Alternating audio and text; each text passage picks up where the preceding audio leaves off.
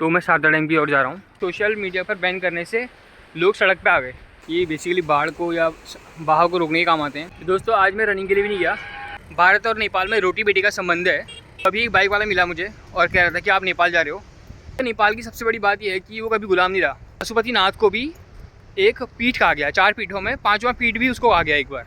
तो ये बैराज है, शारदा का बैराज, काली नदी का बैराज। तो आप देख सकते हैं ऊपर लिखा हुआ है टनकपुर बैराज।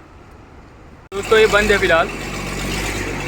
इसके उधर साइड को नेपाल शुरू हो जाता है और ये इधर साइड भारत है।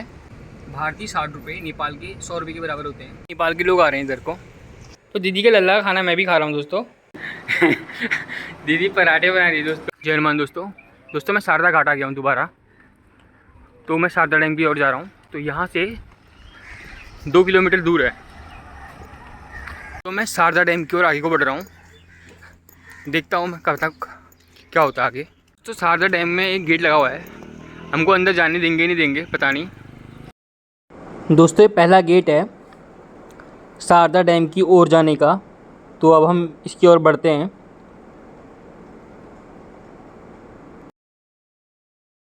दोस्तों नेपाल में आजकल गवर्नमेंट और लोगों के बीच तनाव है, था या है जो भी है। वो इसलिए था क्योंकि नेपाल में भ्रष्टाचार बहुत हो रहा है दोस्तों। तो भ्रष्टाचार बहुत हो रहा है तो लोग सोशल मीडिया के माध्यम से जो है उस भ्रष्टाचार को दिखा रहे हैं। तो गवर्नमेंट ने सोशल मीडिया पर बैन कर दिया। तो सोशल मीडिया पर बैन करने से लोग सड़क पे आ गए। तो उसकी वजह से तनाव हो गया। तो इस वजह से वहाँ तनाव है। अब हम आगे भी चलते हैं। तो दोस्तों यहाँ पर बड़े बड़े ये रखे हुए हैं। ये बेसिकली बाढ़ को या बहाव को रोकने के काम आते हैं। आपने क्या कहते हैं, मुंबई में भी देखा होगा, ये समुद्र किनारे रखे होते हैं। तो ये स्ट्रक्चर जो होते हैं बहाव को कम करने के काम आते हैं। तो ये किनारे पर रखे हुए हैं। तो ये शारदा डैम जो रोड है वो है, और जो इस सामने आप पानी देख रहे हैं बहुत ही पावरफुल पानी, और इसके ठीक सामने है शारदा बैराज, मतलब शारदा का पुल। शारदा बैराज ये हो गया, बांध हो गया, और ये शारदा का ये पुल है। ठीक है दोस्तों, आप देख रहे होंगे ये शारदा नदी बह रही है, काली नदी, और इसका पानी बह रहा है बहुत ही पावरफुल पानी, और ये पानी जा रहा है उधर शारदा बैराज की तरफ। तो आप सामने देख रहे हैं आप जो ये पुल है, तो शारदा बैराज कहते हैं इसको, मतलब शारदा का बांध। तो इसके लेफ्ट साइड में आप देख रहे होंगे नेपाल शुरू हो जाता है, इसके राइट साइड में इंडिया। तो यही बैराज है जो भारत को और नेपाल को जोड़ता है।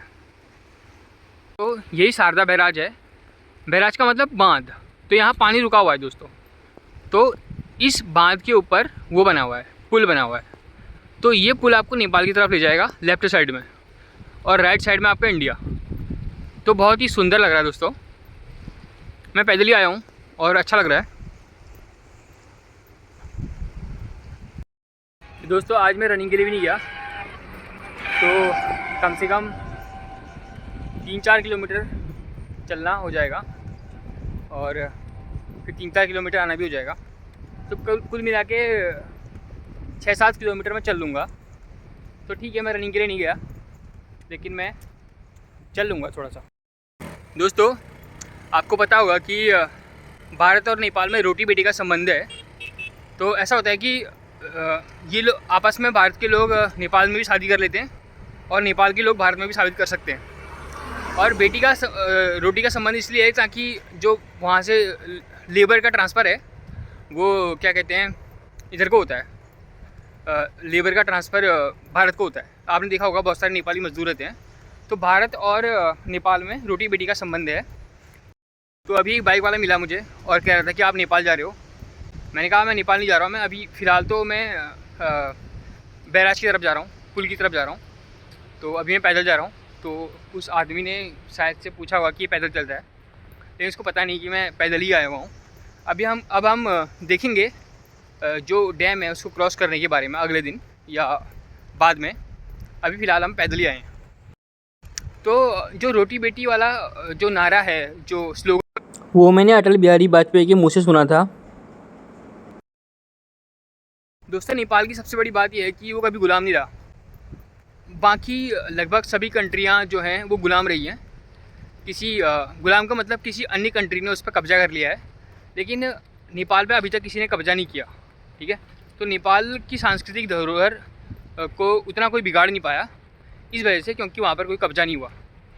आप देखा होगा आपने कि काठमांडू जो है वो उसकी स्पिरिचुअल राजधानी भी है और वास्तविक राजधानी भी है। तो आध्यात्मिक राजधानी भी है और वैसी राजधानी भी है। तो नेपाल की राजधानी काठमांडू है, तो वहाँ बहुत बड़े बड़े मंदिर हैं, आपको पता होगा। तो पशुपतिनाथ के बारे में आपको पता होगा। तो पशुपतिनाथ को भी एक तरह से जैसे हमारे 4 पीठ हैं, गोवर्धन मठ है, बद्रीनाथ है, और साउथ में हो गया श्रृंगेरी पीठ, और गुजरात में हो गया आपका द्वारका पीठ। तो वैसी जो हमारा पशुपतिनाथ है उसको भी एक पीठ कहा गया है। तो ये बहुत नई जानकारी है आपके लिए कि पशुपतिनाथ को भी एक पीठ कहा गया। 4 पीठों में 5वां पीठ भी उसको कहा गया एक बार। ये बात अधिकतर लोगों को पता नहीं होती, तो मैंने सोचा बता दूं। तो ये बैराज है, शारदा का बैराज, काली नदी का बैराज। ये नदी बह रही है, देखो, बहुत ही पावरफुल नदी, और यहाँ पर इसका पानी रोका गया है। पानी का सप्लाई होता है यहाँ से, और हम जा रहे हैं आगे। तो आगे आप देख रहे हैं चेक पोस्ट लगे हुए हैं शायद यहाँ पर, तो देखते हैं क्या होता है। चेक पोस्ट नहीं है, ये कुछ और है। तो देखते हैं आगे क्या है, हमने भी कभी नहीं देखा पहले। तो दोस्तों साइकिल में लोग जा ही रहे हैं, क्रॉस कर ही रहे हैं, शायद नेपाल को भी जा रहे हैं। तो दोस्तों ये है टनकपुर बैराज या शारदा बैराज, जो भी कहें। तो आप देख सकते हैं ऊपर लिखा हुआ है टनकपुर बैराज। तो यहाँ कुछ इस तरह से है। तो ऐसा दिखता है टनकपुर बैराज। तो इस बैराज के उधर को जाने दे रहे हैं। तो ये नेपाल है उस साइड को। तो सोशल मीडिया में कह रहे थे कि अब नेपाल सेफ़ है, तो आप जा सकते हैं, लेकिन अभी हम नहीं जाएंगे नेपाल की साइड को फ़िलहाल। देखेंगे, फिर किसी गाड़ी वाले से जाएंगे तो वो बात अलग है। अभी फ़िलहाल नहीं जाएंगे। तो ये बैराज आप देख सकते हैं। तो यहाँ पर पुलिस चौकी है। तो यहाँ पर चेक करेंगे आईडी कार्ड वगैरह, उसके बाद जाने देंगे। लेकिन फ़िलहाल हम देखते हैं जा पाते नहीं जा पाते हैं। दोस्तों ये बंद है फ़िलहाल। तो अभी जाना बंद है, तो अब चलते हैं। दोस्तों आंशिक रूप से खुला था ये। तो ये डैम है, आप देख सकते हैं, ये पानी देख सकते हैं आप। यहाँ पर लिखा हुआ है टनकपुर बैराज। तो अभी भी स्थिति ऐसी है दोस्तों, थोड़ी देर के लिए खुला था डैम, तो पैदल यात्री आवाजाही कर रहे हैं। सरकारी गाड़ी भी कह रहे हैं कि नहीं जाने देते हैं। अब देखते हैं आगे क्या होता है। तो दोस्तों अब हम आगे को बढ़ रहे हैं, और ठीक भी है, अब आगे को बढ़ते हैं। तो दोस्तों ये है टनकपुर बैराज। इसके उधर साइड को नेपाल शुरू हो जाता है, और ये इधर साइड भारत है और इधर साइड नेपाल है। तो ये दिख रहा है आपको पूरा बैराज, टनकपुर बैराज। मैं आपको दिखाने की कोशिश करता हूँ दूर से। दोस्तों यहाँ पर विक्रम मिला हुआ है, जो नेपाल से सीधे शारदा घाट में छोड़ेगा या उसके आगे। तो दोस्तों एक बात पता लगी है कि भारतीय 60 रुपये नेपाल के 100 रुपये के बराबर होते हैं।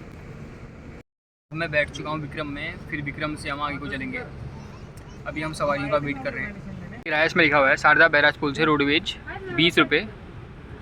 तो यहीं तक जाएंगे लगभग। अब हमें पता भी नहीं है कहाँ तक जाना है, तो लेकिन आइडिया से जाएंगे। जगह का नाम पता नहीं है, लेकिन आइडिया से चले जाएंगे। नेपाल के लोग आ रहे हैं इधर को, काम के वास्ते आ रहे होंगे। अब एक बैठेंगे इसमें, चलेंगे। दोस्तों हमारी टुक चल चुकी है, और उसी ये शारदा बैराज।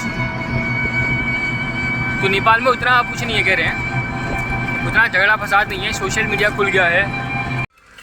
तो दोस्तों मैं पहुंच चुका हूं रूम पे, और